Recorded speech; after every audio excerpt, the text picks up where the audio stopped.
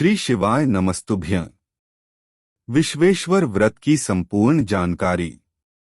भगवान शिव को विश्वनाथ या विश्वेश्वर भी कहा जाता है और हिंदू धर्म में उनको समर्पित व्रत की बहुत मान्यता है। यही वजह है कि इस व्रत को भी विश्वेश्वर व्रत कहा जाता है। यह व्रत प्रदोष व्रत के दिन किया जाता है, जो कार्तिक मास में शुक्ल पक्ष में अंतिम 5 दिन भीष्म पंचक में तीसरे दिन होता है। विश्वेश्वर व्रत की तिथि, महत्व और उद्देश्य। हिंदू पंचांग के अनुसार विश्वेश्वर व्रत इस वर्ष 2022 में 6 नवंबर दिन रविवार को मनाया जाएगा। भगवान भोलेनाथ बहुत दयालु हैं और इस व्रत को करने वाले की सभी मनोकामनाएं पूर्ण करते हैं। इस व्रत को करने से जीवन में आई सभी कठिनाइयां दूर होती हैं और सुखमय जीवन की प्राप्ति होती है। धार्मिक मान्यताओं के अनुसार इस व्रत को करने से निरोगी काया की भी प्राप्ति होती है।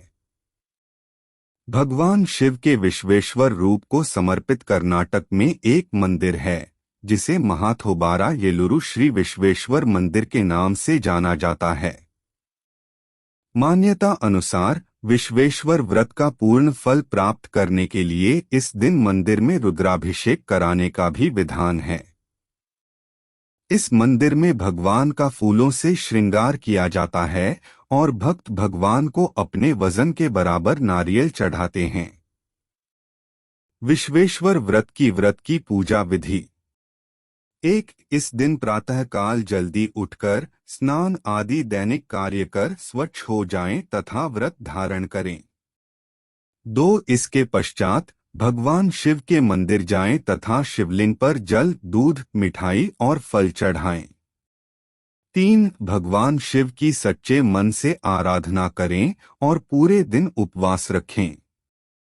4. फिर अगले दिन सुबह कुछ सात्विक भोजन खाकर व्रत खोलें।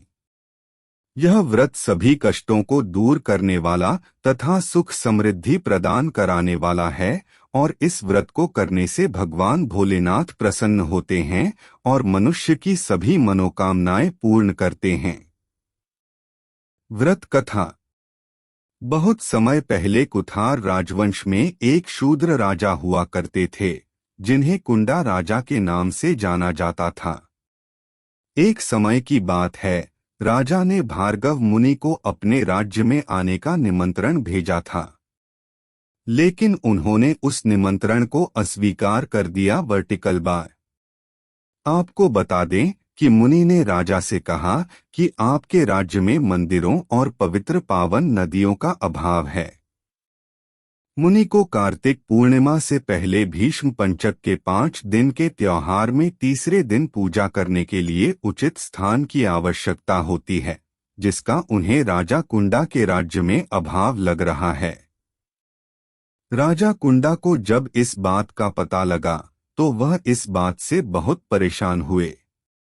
तब भगवान शिव को प्रसन्न करने के लिए उन्होंने अपना राज्य अपने सहायक के हवाले कर दिया और खुद राज्य छोड़ गंगा नदी के किनारे तपस्या करने के लिए चले गए।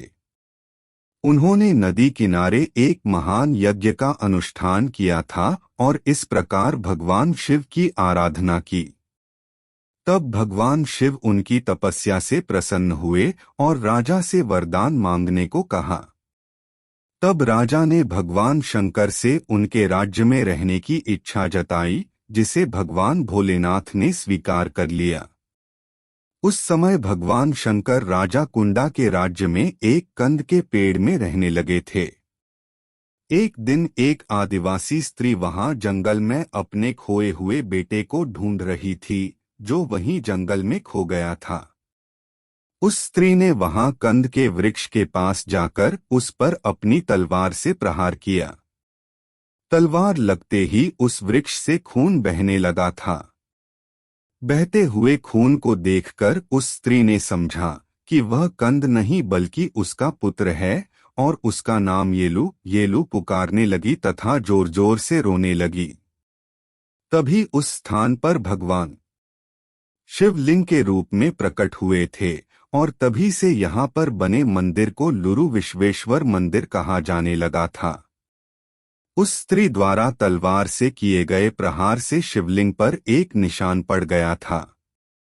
ऐसा कहते हैं कि वह निशान आज भी येलुरु श्री विश्वेश्वर मंदिर में स्थापित शिवलिंग में देखा जा सकता है। यह भी माना गया है कि कुंडा राजा ने प्रहार के स्थान पर नारियल पानी डाला था, तभी कंद का खून बहना बंद हुआ था। इसलिए आज भी यहाँ भगवान शिव को नारियल पानी या नारियल का तेल चढ़ाने का विधान है। इसके अलावा भगवान को चढ़ाया गया तेल मंदिर में दीपक जलाने के काम में लिया जाता है। यह थी भगवान भोलेनाथ को समर्पित विश्वेश्वर व्रत की संपूर्ण जानकारी। Vertical bar. उम्मीद है यह लेख भगवान शिव की आराधना के साथ साथ व्रत का अनुष्ठान करने में आपके लिए उपयोगी होगा। ऐसे ही अन्य पर्व, उत्सव, त्योहारों के विषय में अवगत होने के लिए जुड़े रहिए हमारे साथ। श्री शिवाय नमस्तुभ्यं।